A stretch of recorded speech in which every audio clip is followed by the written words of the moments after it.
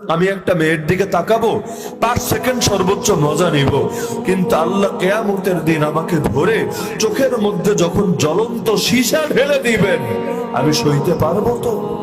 যদি না পারি তাহলে 5 সেকেন্ডের মজা দিয়ে কি হবে, যদি 5 সেকেন্ডের মজা আমার জন্য ধ্বংস আর বরবাদি রেখে। আল্লাহ নিজে কোরআনে মানুষকে বলেন, দেখো তুমি কার থেকে লুকাবা? দুনিয়ার মানুষের হালত তো এমন, 3 বছরের একটা বাচ্চা যদি তাকে দেখতে থাকে, সে গুনাহ করতে পারে না, দিলে সংকোচ হয়, বিব্রত বোধ হয়, আমি গুনাহ করব। এই বাচ্চাটা আজ অবুঝ, কিন্তু একদিন তো সে বুঝবান হবে, তার মেমোরি তো থেকে যেতে পারে, 10 জনকে বলে দিতে পারে, আমার ব্যাপারে তার খারাপ ধারণা হতে পারে।